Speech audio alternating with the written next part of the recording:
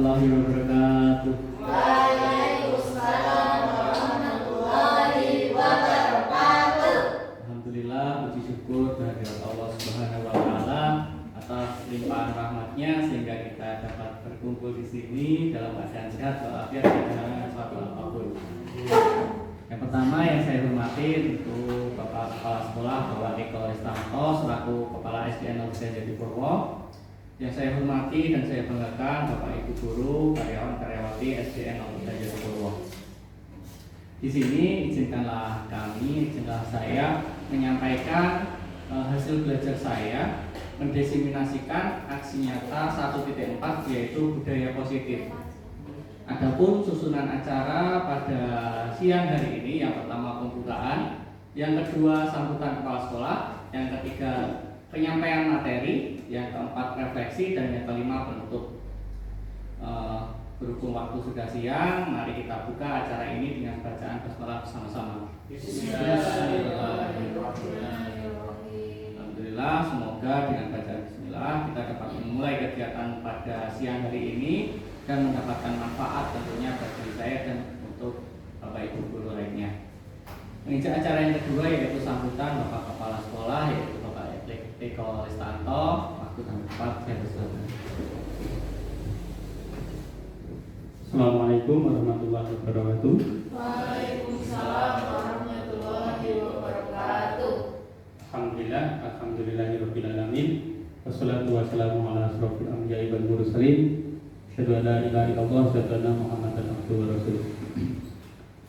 Yang kami hormati Bapak Ibu guru SDN 03 Jatipurwo.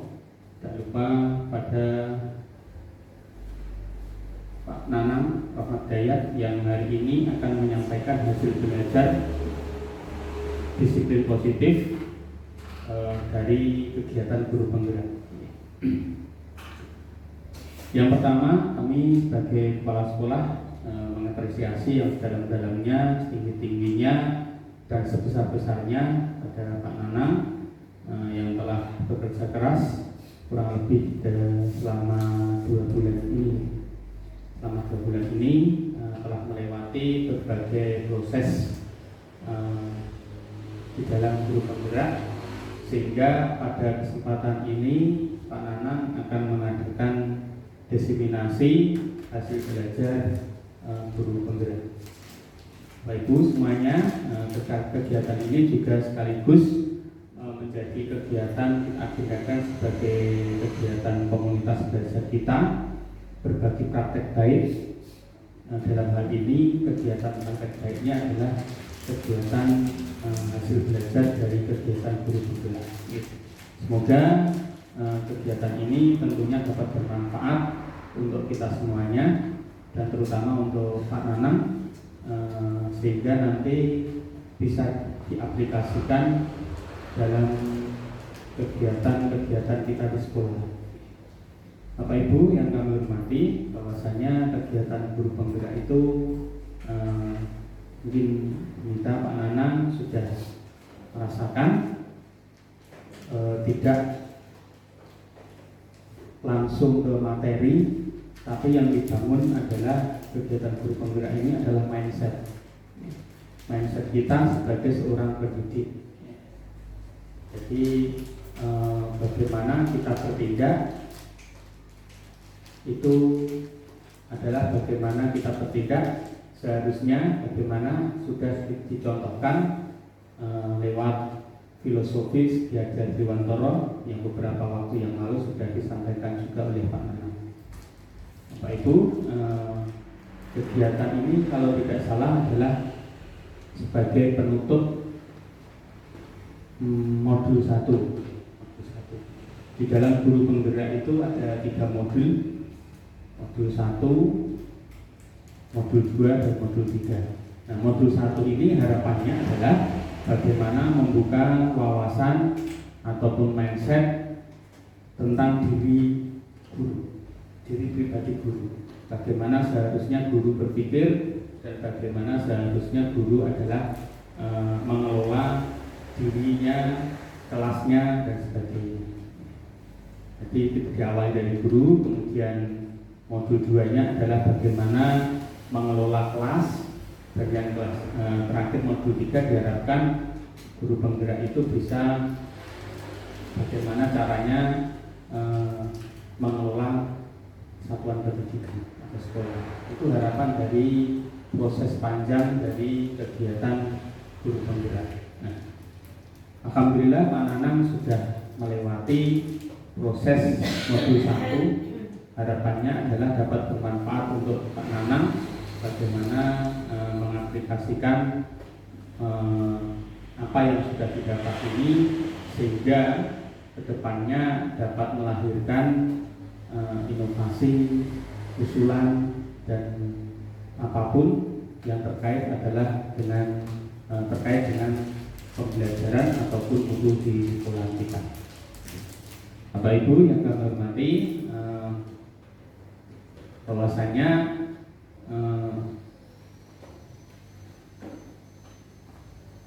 seorang pendidik, kita sebagai seorang pendidik, fokus utama adalah siswa. Jadi apapun kurikulumnya, memang idealnya guru kita sebagai guru itu menyikapi dengan bijak. Tapi kita, kalau kita mungkin sudah paham alur dan sebagainya, apapun kurikulumnya, tentunya kita bisa mengaplikasikan sesuai dengan yang dicontohkan atau yang lainnya. Kalaupun Bapak Ibu punya inovasi ataupun sesuatu yang mungkin berbeda dengan kurikulum, adalah sesuatu yang wajar dan menurut saya adalah sebagai apresiasi, karena tentu kemampuan kita ataupun Bapak Ibu sudah memahami maksud dan tujuan kondisi sekolah dan sebagainya sesuai dengan kenyataannya. Jadi monggo Bapak Ibu melalui kegiatan guru penggerak maupun diseminasi ini kita laksanakan kurikulum di pembelajaran kita itu relax, enjoy, namun tidak keluar dari tujuan kurikulum tersebut, dengan cara kita memperkaya setiap dengan mengikuti pelatihan seperti diseminasi pada kesempatan kali ini. Monggo Bapak Ibu, apa yang disampaikan oleh Pak Nanang nanti kita simak dengan sebaik-baiknya, semoga bisa menambah manfaat untuk kita semuanya. Kurang lebihnya dari kami cukupkan sekian. Wabillahi taufiq wal hidayah. Wassalamualaikum warahmatullahi wabarakatuh. Waalaikumsalam warahmatullahi wabarakatuh.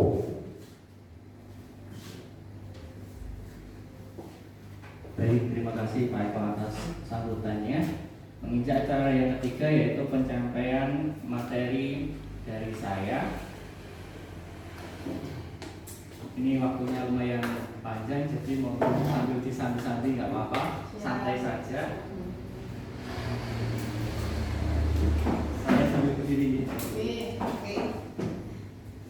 Baik, langsung saja. Di sini saya kenalkan dalam guru penggerak ada dua yang membersamai saya, yaitu yang pertama adalah fasilitator atas nama Bapak Dwi Sulistiono. Beliau mengabdi di Wonogiri. Sedangkan pengajar praktik saya yaitu Bapak Nawajaka itu berdinas di SMP 3 Yadioso itu. Nah, dua orang ini, beliau ini adalah yang membersamai saya dalam belajar kurang lebih 2 bulan ini. Dalam 2 bulan ini saya sudah menginjak pada modul 1.4, di mana dimulai dari modul 1.1 yaitu filosofi Ki Hajar Dewantara. Di situ diulas tentang bagaimana kita memahami murid, bagaimana kita memahami tingkah laku serta memahami kodrat-kodrat anak sesuai zamannya gitu. Di modul 1.2 yaitu tentang nilai dan guru penggerak, di mana saya meyakini sebelumnya bahwa saya ini belum ada apa-apanya menjadi guru. Jadi saya juga masih belajar, apalagi ternyata peran dan nilai guru penggerak itu lumayan banyak dan menurut saya masih jauh dari itu. Tapi saya yakin Bapak Ibu semua sudah memiliki jiwa sebagai guru sehingga nilai dan peran itu sudah tertanam dalam diri Bapak Ibu guru semuanya. Yang ketiga yaitu 1.3 tentang visi guru penggerak. Di mana visi itu sudah saya sampaikan kemarin di diskusi visi sekolah, ya. Nah itu yang 1.3. Sedangkan yang 1.4 ini adalah budaya positif. Di dalam budaya positif ini terdapat 6 subbab. Yang pertama yaitu perubahan paradigma, yang kedua disiplin positif, yang ketiga keyakinan kelas, yang keempat kebutuhan dasar manusia, yang kelima restitusi 5 posisi kontrol, yang 6 segitiga restitusi. Benar apa yang disampaikan oleh Bapak Eko Listanto, yaitu menjadi guru kita harus diubah dulu pola pikirnya atau perubahan mindset, di mana perubahan paradigma ini dimulai untuk membangun diri kita sendiri terlebih dahulu, untuk membangun budaya yang positif. Sekolah perlu menyediakan lingkungan yang positif, aman dan nyaman agar murid-murid mampu untuk berpikir, bertindak dan mencipta dengan merdeka, mandiri dan bertanggung jawab. Di sini kita saling berusaha menciptakan sekolah dengan aman dan nyaman. Terlihat bahwa di dalam kelas ini saja sudah dihiasi dengan berbagai macam hiasan. Di luar juga terima kasih Pak Chandra sudah menggambarkan sedemikian rupa sehingga anak-anak menjadi nyaman dan aman untuk belajar. Tetapi lazimnya disiplin dikaitkan dengan kontrol. Dalam hal ini kontrol dulu dalam menghadapi murid. Jadi murid itu bukan hanya nyaman, tapi dia juga harus bisa mendisiplinkan dirinya sendiri tanpa harus kita yang cawe-cawe atau memaksa gitu. Nah, bagaimana caranya? Kita ubah mindset kita. Kita masih sering teriak-teriak, Kevin, kita teriak-teriak, gendis, dah. Itu berarti bahwasanya anak-anak kita belum muncul disiplin positifnya. Dalam artian guru masih terlalu cawe-cawe itu lagi, masih terlalu mengkontrol anak. Padahal menurut Ki Hajar Dewantara, yaitu tujuan pendidikannya adalah menuntun segala kodrat yang ada pada anak-anak agar dapat mencapai keselamatan dan kebahagiaan yang setinggi-tingginya, baik sebagai manusia maupun sebagai anggota masyarakat. Oleh sebab itu, pendidik hanya dapat menuntut tumbuh atau hidup kekuatan kodrat yang ada pada anak agar dapat memperbaiki lakunya, bukan dasarnya hidup dan tumbuh kekuatan kodrat anak. Jadi anak itu biar tumbuh berkembang sendiri, kita tinggal mengarahkan ke arah yang lebih baik gitu, tanpa harus memaksa. Anak nanti akan sadar dengan sendirinya bahwa mematuhi peraturan atau keyakinan kelas itu adalah hal yang mereka inginkan, bukan guru, tapi mereka sendiri yang menginginkan. Nah, ini ada perubahan paradigma teori kontrol. Ilusi yang terjadi ketika pemikiran kita, ilusi guru mengontrol murid. Jadi dalam artian guru itu harus memaksa murid atau mengarahkan terus-terusan mengarahkan murid, padahal itu kurang tepat. Jadi murid memang bermacam-macam tingkahnya, karakternya bermacam-macam. Jadi kita tidak bisa memaksakan kehendak murid. Jadi murid itu juga memiliki karakternya masing-masing. Ada yang pendiam, ada yang nurut, ada yang mungkin brutal dan lain sebagainya. Yang kedua yaitu prinsip bahwa kritik dan membuat orang merasa bersalah dapat menguatkan karakter. Nah, kalau kita memojokkan seseorang, ilusi kita bahwa setelah kita kritik orang itu akan merasa bersalah terus merubah kesalahannya. tapi ternyata tidak. Ketika ada kritik membuat orang merasa bersalah, ternyata karakternya bisa down, ada yang minder, ada yang kembang-kembang mungkin, dan bisa menjadi dendam pada dirinya gitu. Ilusi yang ketiga yaitu bahwa semua penguatan positif efektif dan bermanfaat. Nah, di sini tidak semua penguatan bisa menghasilkan hal yang positif. Jadi semua penguatan itu bisa masuk ke diri kita, dan juga ada yang mungkin menolak dinasihati mungkin gitu cara caranya itu ya. Dan yang terakhir ada ilusi bahwa orang dewasa memiliki hak untuk memaksa. Jadi orang dewasa itu nggak selalu memiliki hak untuk memaksa, tidak boleh memaksa. Jadi kayak senioritas gitu, bahwa yang senior ini kudu ngakon-ngakon mungkin gitu, tapi ternyata itu kurang benar. Ilusi ini bahwa setiap orang memiliki haknya masing-masing dan memiliki kewajibannya juga masing-masing. Nah, terus apa hubungannya dengan disiplin positif? Apa makna disiplin menurut Bapak Ibu? Apa itu disiplin? Ya, bisa Pak, monggo. Apa disiplin? Menurutnya dengan Kalau menurut saya, disiplin itu adalah tindakan yang kita lakukan atas kesadaran diri kita. Mungkin seperti itu Pak, disiplin. Jadi tidak usah goyah-goyah atau gimana, kita sudah tahu gitu. Tanggung jawab kita, kesadaran kita. Nah, luar biasa sekali. Beri aplaus untuk kita Pak. Disiplin, kesadaran diri. Betul sekali.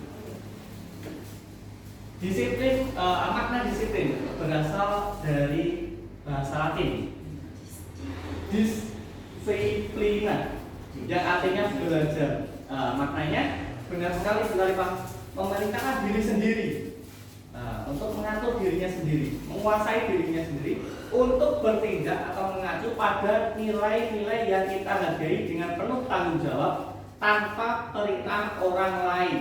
Tanpa perintah, dia harus memiliki kesadaran penuh, kesadaran sendiri. Contoh kecil saja, misalkan ada sampah, ada bungkus permen di bawah, tanpa harus diperintah, tanpa harus ada aturan buanglah sampah pada tempatnya, dia ketika melihat itu langsung diambil dan dibuang ke tempat sampah. Mungkin itu adalah salah satu contoh memerintah diri sendiri untuk mengacu pada nilai-nilai yang kita hargai dengan penuh tanggung jawab, atau bahasa dalam PGP ini nilai-nilai kebajikan gitu. Nah, di sini maksud dari nilai-nilai yang kita hargai adalah nilai-nilai kebajikan. Nilai-nilai kebajikan yang ingin dicapai setiap anak Indonesia kita kenal dengan sebutan profil pelajar Pancasila, yaitu ada 6. Masih ingat Bapak Ibu? Mari kita nyanyikan bersama-sama. 1, 2, 3. Pelajar Pancasila beriman dan bertakwa pada Tuhan Yang Esa dan berakhlak mulia, berkebinekaan tunggal, gotong royong mandiri, kreatif dan bernalar kritis. Baik, ini yang kita sepakati bersama, bahwasanya peserta didik kita bisa menyadari betul bahwasanya beriman dan bertakwa kepada Tuhan Yang Maha Esa dan berakhlak mulia. Kita menyadari bahwa anak-anak kita masih kita oyak-oyak dalam hal sholat duhur. Ayo ndang wudu, ayo ndang disiapkan. Nah, bagaimana cara kita nantinya menyadarkan anak bahwa ketika sudah waktunya harus segera berwudu dan segera menyiapkan untuk sholat berjamaah. Nah, ini nanti menjadi tanggung jawab kita, bahwasanya anak ini nanti bagaimana karakternya, tingkahnya. Adakah yang menyeleweng? Pasti tentu ada. Adakah yang langsung nurut? Ada yang langsung tanpa diperintah dia langsung mengawali. Nah, tentunya kita sadar betul bahwasanya anak-anak ini bermacam-macam. Walaupun cuma sedikit, mereka memiliki karakter yang berbeda-beda. Yang berikutnya adalah berkepentingan global, gotong royong, mandiri, kreatif, dan bernalar kritis. Nah, ini semoga kita dapat memunculkan disiplin positif bagi anak-anak untuk mencapai apa yang diinginkan oleh kita semua, yaitu anak dengan profil pelajar Pancasila. Nah, dalam teori motivasi, perilaku manusia itu dibagi menjadi 3. Yang pertama yaitu untuk menghindari ketidaknyamanan atau hukuman. Apa yang akan terjadi apabila saya tidak melakukannya? Yaitu merupakan motivasi eksternal dari luar. Nek aku sholat TKRI bilang apa sih kali?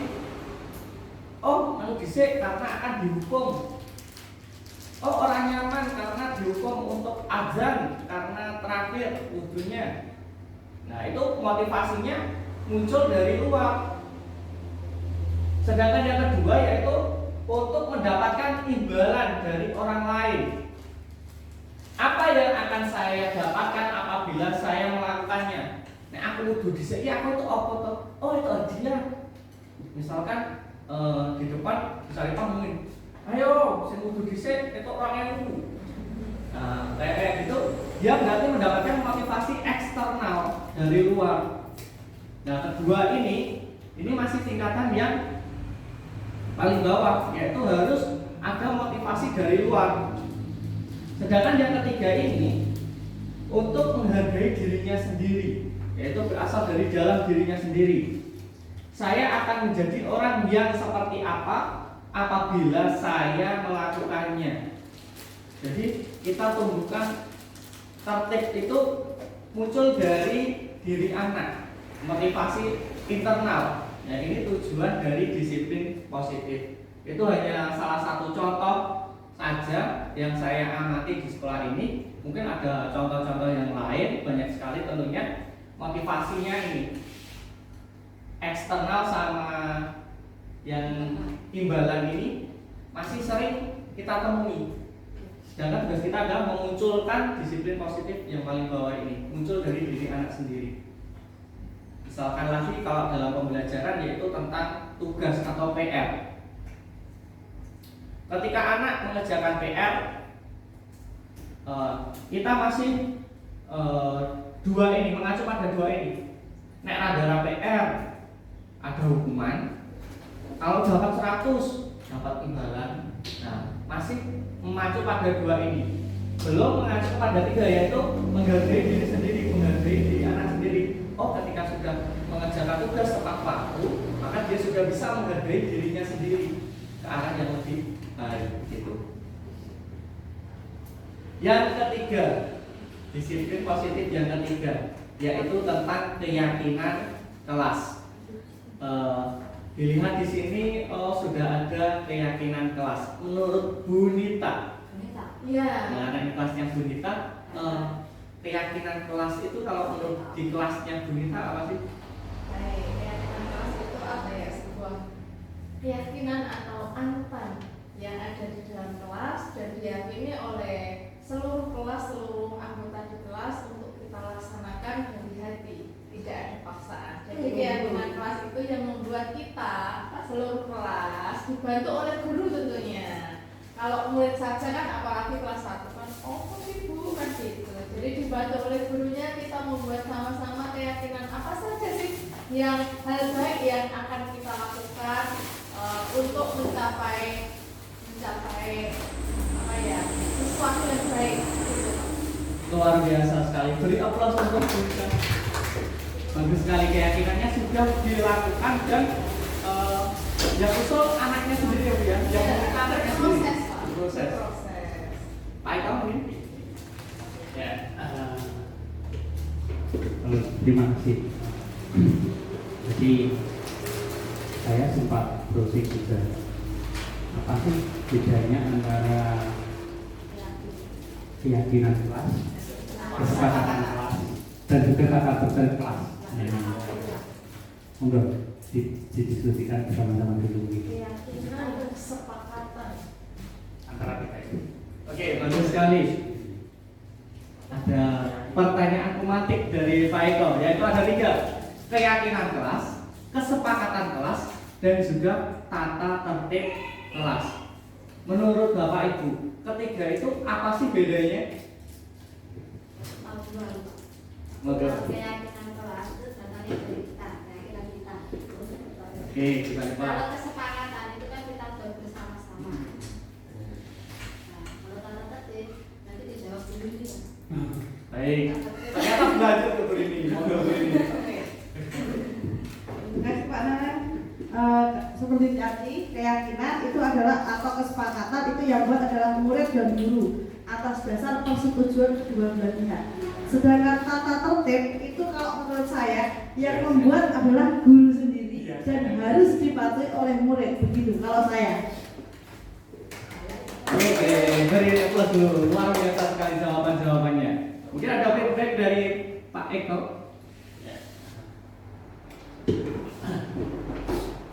Ya, kaca sedina pakai sinam memang baru kemarin juga. Ketika mengerjakan di kemarin PKH itu kan ada contoh tertib. Padahal kita membuatnya kesepakatan gitu. Jadi memang tata tertib itu tadi seperti dari Ibu ini itu dari biasanya itu dari guru atau yang sudah tertulis biasanya gitu. Nah, misalkan kita pindah kelas ada tulisan tata tertib itu sudah dari guru yang dulu gitu. Itu biasanya tidak diganti. Tapi kalau kesepakatan seperti tadi dari Bu Sarifah ada kesepakatan antara kedua belah pihak antara guru dan tingkatan yang paling tinggi adalah manakala kesepakatan itu diyakini betul, dimasukkan dalam hati untuk dilaksanakan secara ikhlas. Nah inilah yang mungkin dinamakan keyakinan kelas begitu. Baik, beri aplaus dulu Pak Eko. Luar biasa sekali jawabannya. Memang keyakinan kelas yaitu nilai-nilai kebajikan atau prinsip-prinsip universal yang disepakati bersama secara universal lepas dari latar belakang suku, negara, bangsa maupun agama. Jadi memang betul keyakinan kelas berawal dari keyakinan diri, disepakati bersama satu kelas. Nah, bedanya dengan tata tertib kalau menurut saya tata tertib itu saklek hanya dalam 1 tahun itu dan itu turun-temurun terus-terusan. Sedangkan kesepakatan kelas ini bisa kita ubah sewaktu-waktu, Bapak Ibu. Ketika mulai pembelajaran kita sepakati dulu apa. Ketika biasanya kita awali dengan MPLS, kita membuat kesepakatan kelas. Nah, di situ kita bisa ubah setiap harinya ketika akan memulai pembelajaran dengan metode yang berbeda mungkin itu bisa kita sepakati. Ini menurut dosen, suatu keyakinan akan lebih memotivasi seseorang dari dalam atau intrinsik. Seseorang akan lebih bersemangat untuk menjalankan keyakinannya daripada hanya sekedar mengikuti serangkaian peraturan. Nah, itu menurut dosen. Jadi memang betul kalau tata tertib ya udah tertulis gitu kita tinggal mengikuti. Tapi dalam kenyataannya pasti ada yang dilanggar. Kalau dilanggar dapat apa? Hukuman. Nah, gitu-gitu nggih. Jadi kita sepakati bersama. Ketika sudah bersepakat bersama, artinya kita dapat memunculkan motivasi intrinsik dalam diri anak dan juga dari diri kita. Penerapannya di dalam kelas atau di sekolah yaitu yang pertama bersifat abstrak. Suatu keyakinan atau kesepakatan ini biasanya memiliki dituliskan dengan kata-kata yang abstrak atau susah tergambarkan gitu ya. Misalkan bertanggung jawab Nah, itu bisa bertanggung jawab dalam hal apa saja. Itu biasanya abstrak. Yang kedua berupa pernyataan universal. Kalau di sini punya Bunita punya gimana? Saling menghormati dan Nah, menghargai. saling menghormati dan menghargai. Terus ada lagi bertanggung jawab. Budayakan 5S. Budaya 5S. Nah, ini merupakan pernyataan-pernyataan yang universal. Dibuat dalam pernyataan yang positif. Nah, ini bukan negatif tapi positif. Misalkan ada kesepakatan yaitu tidak boleh bohong. Nah, kita ubah menjadi kalimat positif yaitu jujur. Misalkan lagi ada Jaga kebersihan. Tidak boleh membuang sampah. tidak boleh membuang sampah sembarangan. Kita ganti menjadi menjaga kebersihan gitu.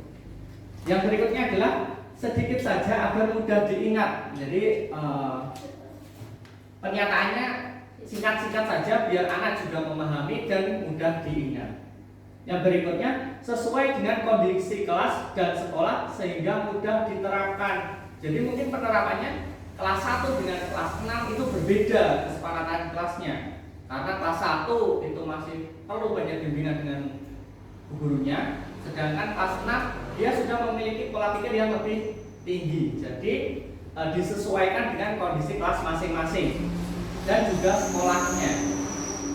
Yang berikutnya, semua warga sekolah atau warga kelas dilibatkan saat membuat keyakinan kelas. Jadi jangan sampai kok ketika membuat kesepakatan kelas ada 1 atau 2 anak tidak setuju dan diem saja atau merengut. Nah, itu artinya belum sepakat seluruhnya.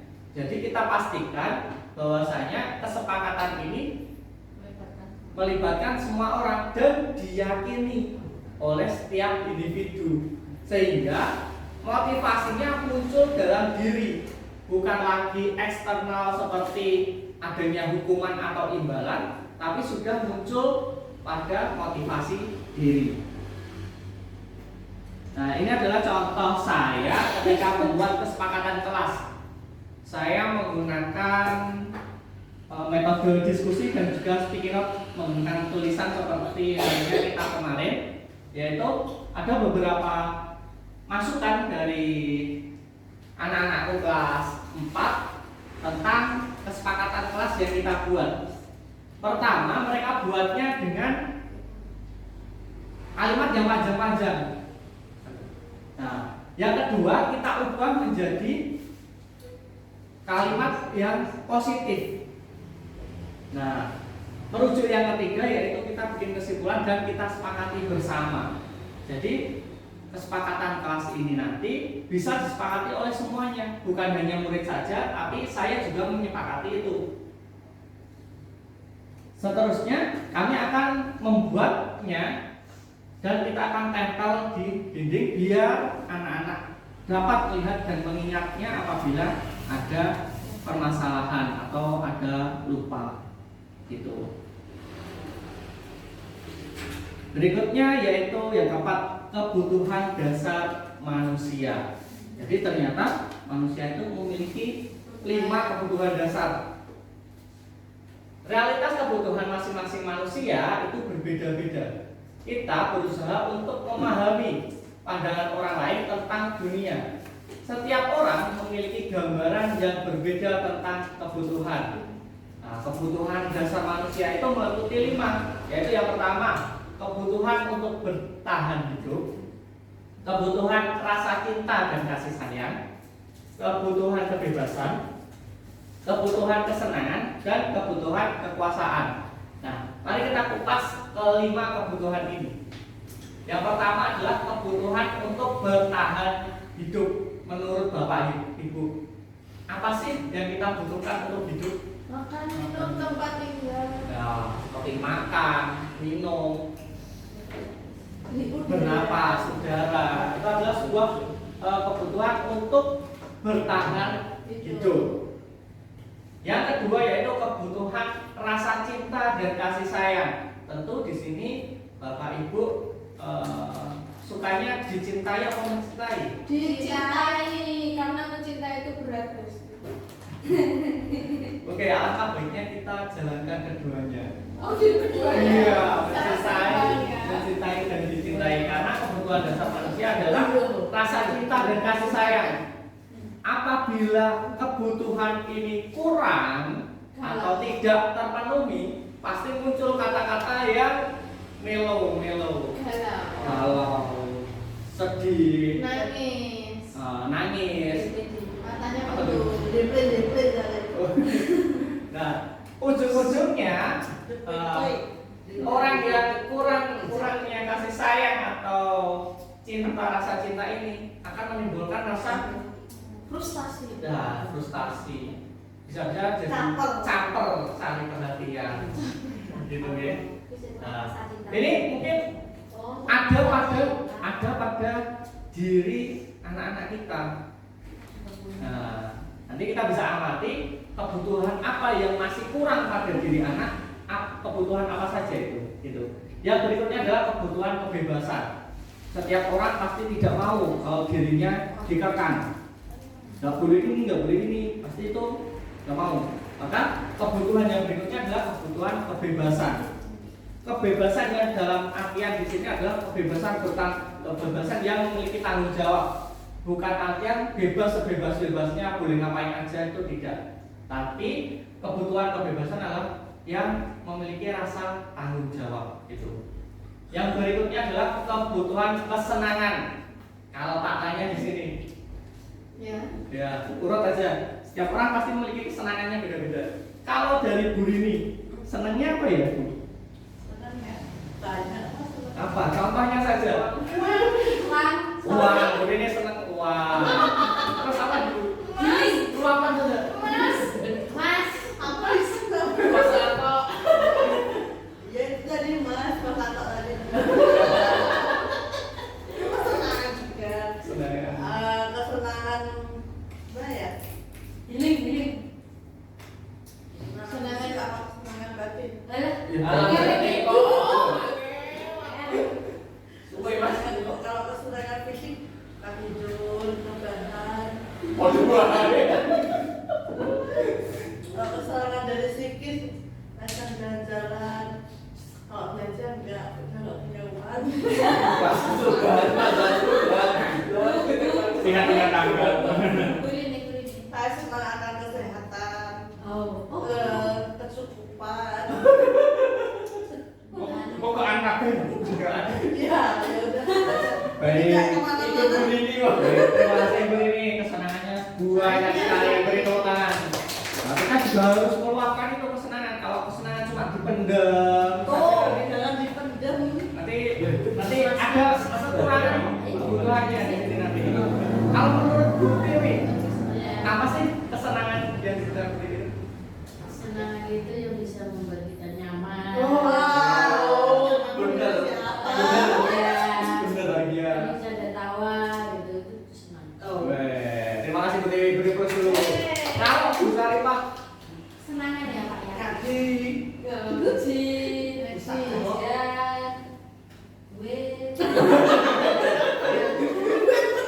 Tentunya kalau kesenangan itu yang membuat hati kita menjadi tenang, lega, tidak sumpah, jadi tidak suka marah-marah. Dia bisa datang dari diri sendiri, bisa datang dari orang lain, bisa datang dari duit juga, Bang. terima kasih. Beri tepuk tangan untuk Pak Eko.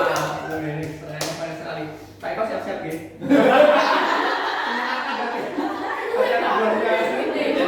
Kalau Mas Chandra, Pak Chandra.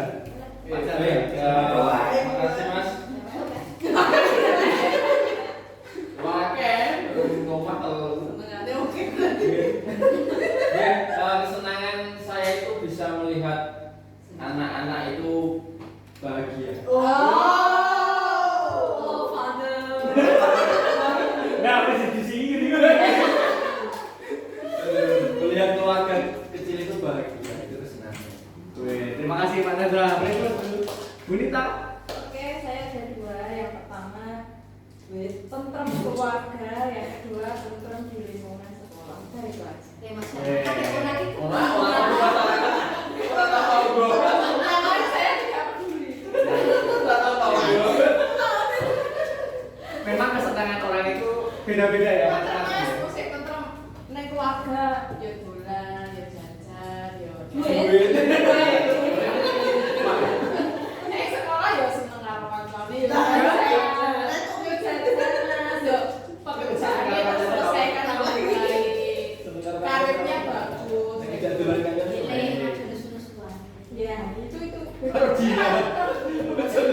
Terima kasih Ibu Nita, luar biasa sekali. Terus Pak Eko kesenangannya apa dipendam ya Pak? Ampun hidup. Nah, kuwi kesenangan lah. Ini seneng terus iki piye iki? Setiap aku seneng terus ini piye? Dulu Pak Eko ya kan. Intinya kalau Bapak Ibu guru senang, insya Allah saya juga ikut senang.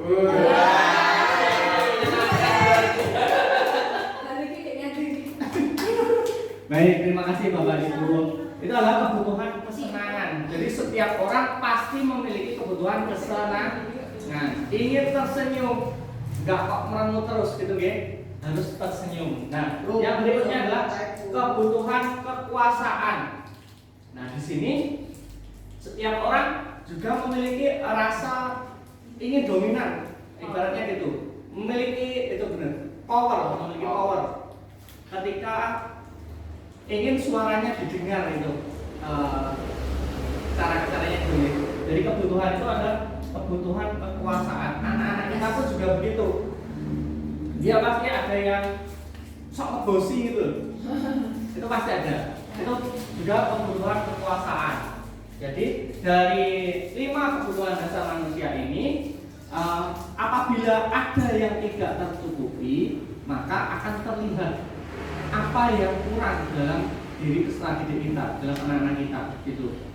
Misalkan ketika anak itu kurang rasa kasih sayangnya, tentu kita ingat ada beberapa peserta didik kita yang keluarganya ada yang udah bisa atau udah ada yang meninggal. Pasti di sekolah dia ada 2 kemungkinan, ada yang ngurung, merenung terus, menenang terus, dan ada juga yang bisa mengekspresikan dengan caper, cari perhatian. Itu bisa saja terjadi. Jadi sebagai pendidik kita juga harus mengetahui bahwasanya kebutuhan dasar manusia itu ada 5, yaitu untuk bertahan hidup, ada rasa cinta dan kasih sayang, ada kebebasan, ada kesenangan, dan juga kekuasaan. Nah, di sini ada ilustrasinya. Ibu Ani, guru kelas 5 di SD Pelita Hati, sedang bingung menghadapi ulah salah satu murid di kelasnya yang bernama Andi. Beberapa anak telah datang dan mengeluh. Andi yang seringkali meminta bekal makan siang. Bekal makan siang mereka dengan paksa, jadi memintanya dengan paksaan. Jika Anda menghadapi situasi ini seperti Ibu Ani, apa yang akan Anda lakukan? Kira-kira apa alasan Andi melakukan hal itu? Ini sudut pandang 2 yang berbeda. Apa yang Anda lakukan sebagai guru? Apa yang ingin Anda lakukan? Ada yang ingin berpendapat? Kalau anakku kok Kevin sebagai guru kelas 5. putra didiknya meminta paksa makan siangnya teman-teman yang lain dengan paksa. Nah, apa yang akan Anda lakukan?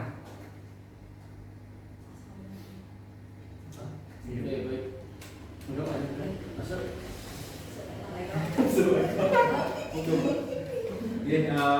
saya yang saya lakukan dari pengalaman saya di kelas 5 itu saya bertanya kepada si Andi kenapa dia itu meminta bekal makan siang sama teman-temannya, tidak langsung menghukum atau tidak langsung memberikan sanksi yang berat, tetapi menanyakan dulu apa alasan si Andi ini meminta bekal dengan cara paksa. Ya, seperti itu. Beri aplaus dulu. Luar biasa sekali Pak Chandra ini. Beliau sudah menerapkan tiga restitusi di materi terakhir nanti.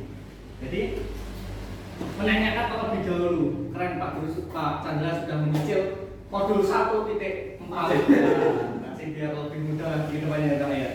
Di sini memang kita harus menanyakan dulu apa yang dibutuhkan oleh si Andi ini. Kebutuhan apa yang masih kurang dari kelima tadi? Nah, kira-kira ini apa alasan Andi melakukan hal itu? Mungkin dari guru yang lain. Kira-kira apa sih? Cuma opsi aja ya Pak ya. Iya. Cuman menurut saya ada beberapa opsi. Satu, Andi ini meminta bekalnya karena satu, dia tidak bawa bekal. Satu. Dua, bekal yang disediakan ibunya dari rumah tidak sesuai dengan seleranya. Ketiga, dia ingin mendapatkan pengakuan dari teman-temannya bahwa dia itu berpuasa di situ. Jadi seenaknya sendiri mau minta. Mungkin seperti itu. Tepuk tangan untuk beliau yang sekali argumennya. Ya pendapatnya luar biasa sekali. Nah, memang itu dalam artian Andi ini masih ada beberapa kebutuhan dasarnya yang masih kurang, gitu ya, belum terpenuhi. Mungkin ada lagi yang ingin menambahi? Cukup? Oh, Berita? Kayaknya kebutuhan dasarnya lapar, ya itu kan kebutuhan manusia yang pertama, dia meminta. Terus ada kebutuhan capernya, misalnya yang diminta cewek, nah dia suka bebe-bebe gitu ya. Itu kebutuhan kasih sayang, pengen diperhatikan oleh teman-temannya, gitu. Terus Brini tadi kekuasaan power, mungkin pengen dia itu diakui oleh teman-temannya gitu, aku ada dia gitu. Terus apa lagi tadi ya? Semangat dia itu puas atau senang ketika menjalani bekali teman-temannya. Nah itu merupakan semangatnya dia. Ada kepuasan tersendiri mungkin ya, kan ada beberapa Ya, lima tadi pemilihan. bisa semuanya, bisa semua. Oke, terima kasih Berita. Luar biasa sekali. Memang disiplin positif itu membutuhkan nih, kita harus peka terhadap anak gitu. Memang betul apa yang disampaikan oleh Bu Rini dan juga Bu Nita bahwasanya memang si Andi ini kalau dari sini ya, apabila jawaban Andi karena ia lapar, berarti benar kata Bu Nita tadi bahwasanya kebutuhan bertahan hidup karena lapar, pengen makan gitu ya. Ada juga kebutuhan kasih sayang atau kurangnya kasih sayang, ingin diterima. Ada juga pengakuan atas kekuasaan, jadi bos geng ya. Ada juga kebebasan dan juga kesenangan. Yang terakhir adalah kesenangan. Memang kita harus jeli-jeli mengamati bahwasanya setiap anak itu memiliki karakter yang berbeda-beda itu tadi, dan juga yang disampaikan Pak Chandra tadi, kita harus tanya terlebih dahulu, tidak langsung menghakimi karena memaksa, karena tidak sopan langsung dihukum atau ada hal lain. Itu kita hindari terlebih dahulu. Yang pertama adalah kita tanyakan terlebih dahulu apa yang sebenarnya terjadi. Gitu. Nah, kita masuk ice breaking. Apa ya ice breaking ya? Pusing nih kok. Nah, ini ada punya sebut warna. Aturannya sebut warnanya, jangan tulisan. Oh ya. Oke, nah itu ya. Disebutkan dengan keras dan lantang. Oh, langsung. Oke. Dengan cepat. Dengan cepat ya. Oke. Contohnya, contoh dulu. Ini Kita hitam. Apa tulisannya? Kuning. nanti yang dibaca adalah warna. Ya. Kita. Ini adalah warna. Gitu ya. Itu ada. Panas adalah warna. Yuk. Merah. Kurang cepet. Oh. Merah. Merah. 1, 2, 3. Merah. Kuning. Hijau. Kita beri apa dulu? Ini adalah Kuning. ini. Hijau. Berikutnya. Biru. Yuk kita coba fokus ya. Ini warna apa nih? Oke, cek. Biru elektrik. Biru elektrik guys. Oke, berikutnya fokus. 1, 2, 3. Biru. 1, 2, 3. 1, 2, 3. Apa nih? Ya, muda. Berikutnya.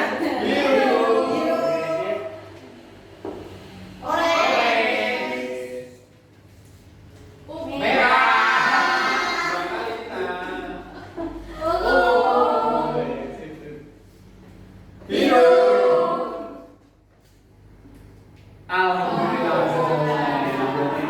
Sudah fokus, dia tambah fokus, monggo disambil kelas. Kita sampai ke tahap yang kelima, yaitu restitusi posisi kontrol. Di sini ada 5 posisi guru. Ada yang pertama adalah penghukum, yang kedua pembuat rasa bersalah, yang ketiga teman, yang berikutnya pemantau dan manajer. Di sini kita menyadari bahwa sebagai guru kita memaknai ini semua ada pada diri kita. Iya kan? Kita suka penghukum. Pernah ya? Kalau guru ini bisa jadi yang dihukum dari guru kita atau kita guru ini Pembuat rasa bersalah, kalau menurut Bapak Ibu, pembuat rasa bersalah itu gimana? Lah, sebenarnya sama itu. Nah, Contohnya gitu. Ayo Pak Chandra. Ayo. ya, itu kan Ayo, saya sama. bagus sekali Bapak Ibu. Dicontohkan Ya berikutnya kalau sebagai teman, Ya kayak aku tadi Pak, harus berbahas tadi kayak teman. ya kita bisa merangkul anak ya. Merangkul bukan artian merangkul gini, tapi kita bisa diajak ngobrol bareng ya dengan itu. Sebagai teman, sebagai pemantau. Ya. Orang yang pojokan ini kok enggak. PT. Ya. Dan tapi kita juga mengamati perilaku dan tingkah laku peserta didik kita. Dan juga sebagai manajer. Kalau manajer menurut Bapak Ibu sebagai apa? Guru sebagai manajer untuk peserta didiknya. Baik dong,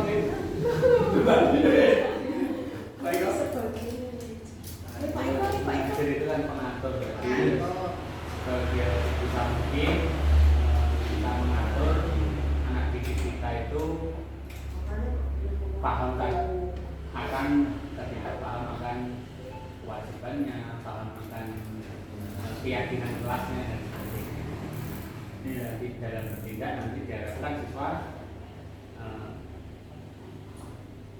dapat sesuai dengan apa yang seperti yang diyakini sebelumnya. Oke, terima kasih Pak Eko. Manajer, pengatur. Memang di awal tadi saya sampaikan nggak boleh mengatur, tapi di sini dalam artian mengatur tanpa memaksa. Jadi sesuai dengan apa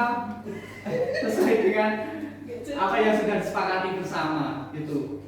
Kalau ada yang melenceng terlalu jauh ya kita arahkan gitu.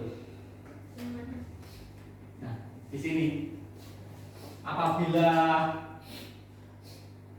berawal dari motivasi eksternal dan juga intrinsik atau dari dalam. Ketika identitas ini gagal itu dari motivasi eksternal kita. Kalau kita sebagai penghukum, nah ini guru berbuatnya gini, menunjuk, menyakiti atau menyindir. Nah itu termasuk kita penghukum.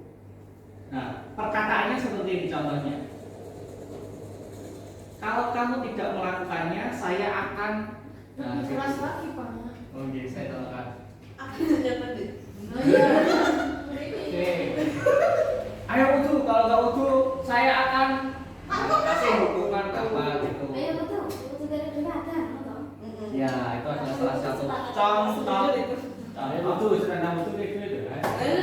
Contoh apabila kita menjadi penghukum.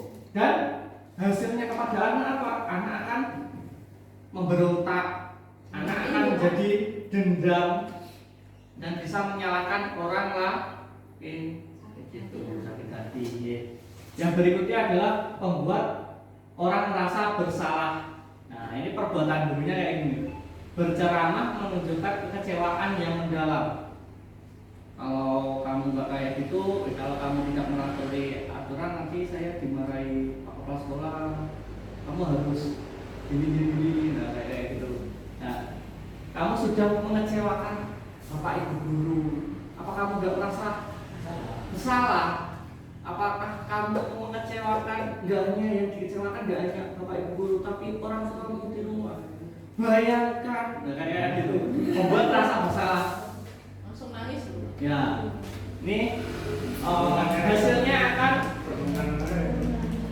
menyembunyikan atau menyangkal atau berbohong, malah menjadi tidak jujur. Cuma menyenangkan hati orang rasa bersalah, aku berbohong saja, tidak jujur. Nah, mengakibatkan itu.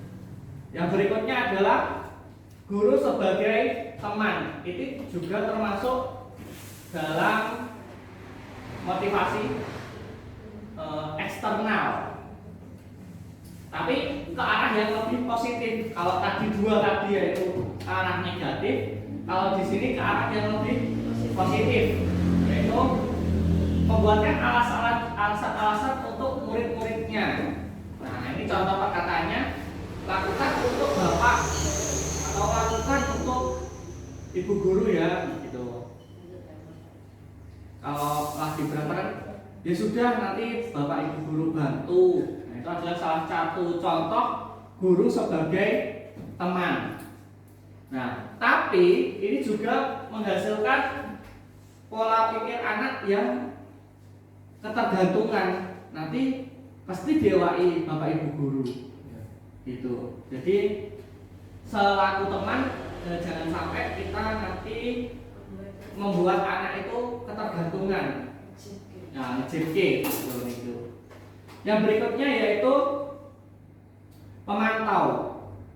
Nah, kalau ini pemantau ini perbuatan guru yaitu mengukur atau menghitung sesuatu. Jadi apa peraturannya, apa konsekuensi atau sanksinya, apa yang telah kamu lakukan, apa yang telah terjadi sekarang. Nah, ini dipantau terlebih dahulu, ditanyakan terlebih dahulu.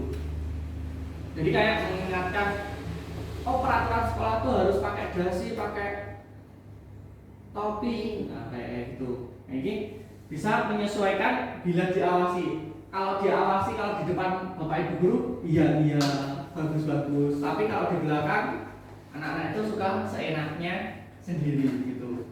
Sedangkan yang berikutnya yaitu muncul dari dalam diri, yaitu sebagai manajer, mengajukan pertanyaan-pertanyaan seperti apa yang sudah disampaikan oleh Pak Chandra tadi. Bahwasanya ditanyakan terlebih dahulu, alasanmu apa, kamu butuhnya apa, dan kita bisa menguatkan kembali, kita kasih feedback dan kita ingatkan pada keyakinan yang sudah kita buat tadi. Oke, ini adalah salah satu contoh-contoh pernyataan dan ini sebagai guru atau peran kita sebagai kontrol, ya. Ini tadi yang sudah saya contohkan, yaitu saya kecewa sekali dengan kamu. Itu membuat orang merasa bersalah. Kamu tidak pernah benar melakukannya, nanti saya hukum. Nah, kayak gitu jadi penghukum.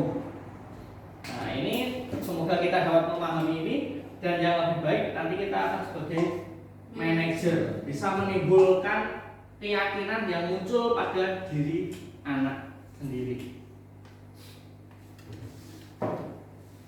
Nah, ini adalah ada lingkaran. Yang pertama adalah peraturan kelas, keyakinan kelas, lingkungan positif, dan budaya positif. Jadi ketika semua itu sudah dilakukan, yang paling kecil yang pertama yaitu peraturan kelas atau kesepakatan kelas tadi yang diyakini oleh kelas itu, sehingga menimbulkan lingkungan yang positif. Bukan hanya mengolok-olok teman-temannya, tapi kita menciptakan lingkungan yang positif, baik itu teman anak dengan anak, anak dengan guru, ataupun sebaliknya, gitu ya. Jadi harapannya budaya positif ini bisa muncul. Nah, ini materi terakhir kita, yaitu segitiga restitusi. Proses menciptakan kondisi bagi murid untuk memperbaiki kesalahan mereka sehingga mereka bisa kembali pada kelompok mereka dengan karakter yang lebih kuat. Jadi dalam segitiga restitusi ini menanyakan kembali kepada anak dan meyakinkan kembali kepada anak. Nah, melalui restitusi guru dapat membantu murid menjadi lebih memiliki tujuan disiplin positif serta memulihkan dirinya setelah berbuat salah. Setiap anak pasti pernah melakukan kesalahan ataupun kekeliruan atau kenakalan sendiri-sendiri. Nah, kita sebagai guru meyakini bahwa kita punya keyakinan kelas yang disepakati bersama. Apabila anak itu melanggar, pasti mereka memiliki kesalahan. Nah, di sini membantu murid untuk jujur pada diri sendiri dan mengevaluasi dampak dari kesalahan yang dilakukan. Jadi bertanya pada peserta didik itu sendiri, memberikan penawaran bukan paksaan untuk memperbaiki suatu kesalahan. Jadi kita memberikan sebuah tawaran-tawaran atau ide itu bisa muncul dari diri anak sendiri atau perlu kita yang menawarkan, gitu. Nah, ini adalah segitiga restitusinya. Yang pertama yaitu menstabilkan identitas, yaitu dengan cara ditanyakan terlebih dahulu itu tadi. Yang kedua yaitu validasi kebutuhan. Kebutuhan apa kalau yang belum terpenuhi dari kelima tadi? Butuhnya apa? Dan yang terakhir yaitu menanyakan keyakinan kelas yang kita sudah buat atau nilai-nilai yang sudah kita sepakati. Nah, ini penerapan segitiga restitusi di kelas saya yang sudah saya praktekkan. Ketika ada peserta didik yang tidak mengerjakan PR atau lupa mengerjakan PR karena keseringan main HP begitu. Jadi kita temui bersama bahwa anak di rumah ternyata cuma mainan HP. Nah, setelah ditanyakan, kita menanyakan tentang segitiga restitusi. Saya menanyakan terlebih dahulu, lalu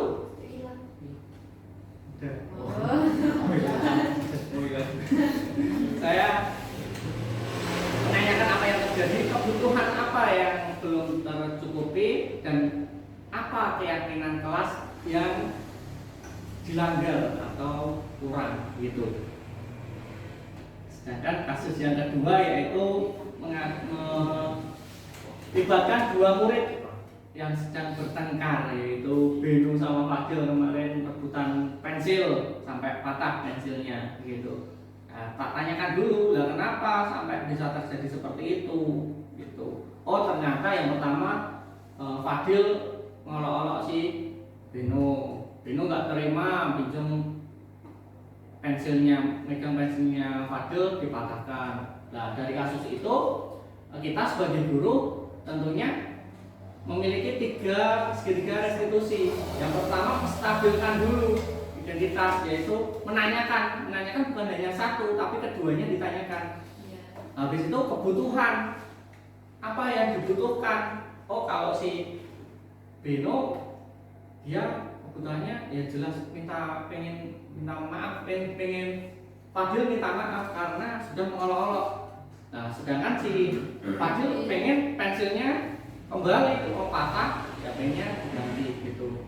Nah, terus saya kaitkan dengan keyakinan kelas, yaitu saling menghargai, terus ada tanggung jawab. Kalau sudah merusak berarti harus tanggung jawab, terus jujur gitu. Itu gambaran segitiga restitusi yang sudah saya buat. Nah, ini kasusnya kasus 2. Nah, kita sudah di penghujung acara, yaitu refleksi. Bagaimana perasaan Bapak Ibu saat ini setelah saya menyampaikan modul 1.4 ini? Saya minta refleksinya dari Bapak Ibu, dari Pak Eko dulu.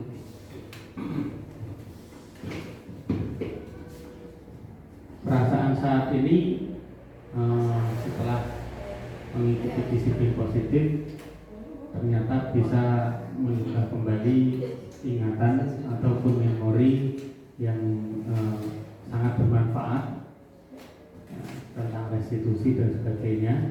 Tentunya ke depan kita bisa menerapkan untuk aspek yang tiga itu kita bisa menerapkan dalam lingkungan sekolah kita, sehingga di sekolah kita menciptakan salah satunya adalah lingkungan yang nyaman dan ramah anak. Salah satunya adalah dengan menerapkan disiplin. Beri aplaus untuk berikutnya. Lanjut saja. Bagaimana perasaannya setelah mengikuti materi bahasa ini? Oke, perasaan saya. Perasaan saya saat ini senang Pak Nanang bisa membersamai mengikuti, senang bisa mengikuti Pak Nanang. Setelah mengikuti materi pengembasan diseminasi pada hari ini, saya jadi paham bahwa posisi kontrol yang baik sebagai seorang guru adalah manajer. Target saya selanjutnya menjadi manajer.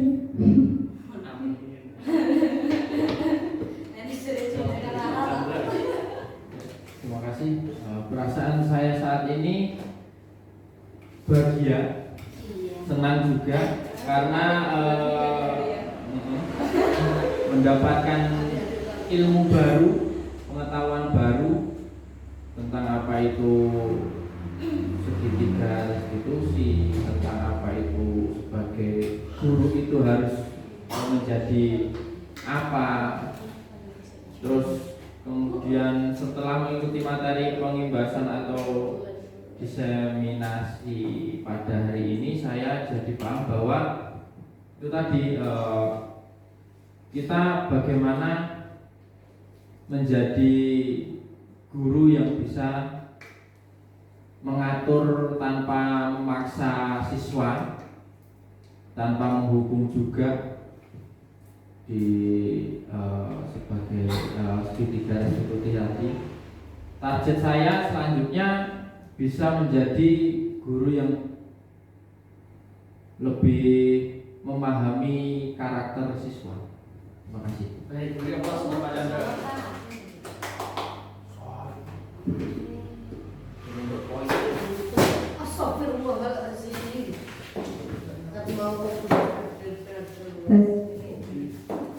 Perasaan saat ini tentunya senang, bahagia, nanti sedikit ya.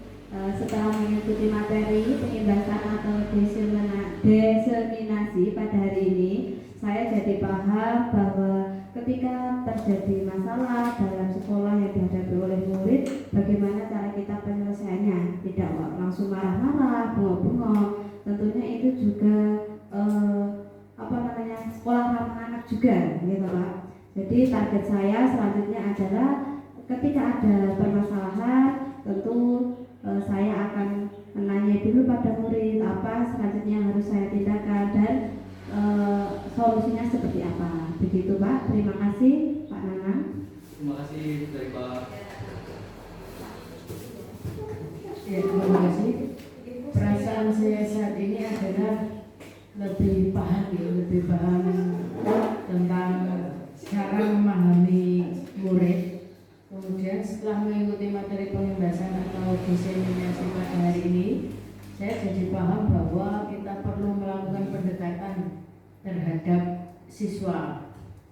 Target saya selanjutnya adalah bisa menjadi guru sekaligus teman untuk siswa-siswa saya.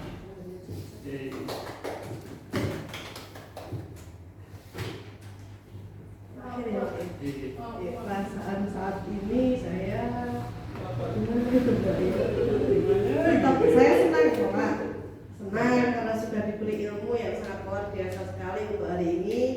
Nah setelah mengikuti acara ini, materi pembahasan dari Pak Nanang, saya jadi paham bahwa saya harus bagaimana di kelas, bagaimana memanage kelas saya akan menjadi memunculkan lingkungan yang positif di kelas. Target saya adalah menjadikan kelas itu mempunyai disiplin positif yang lebih dari sebelumnya. Gitu aja.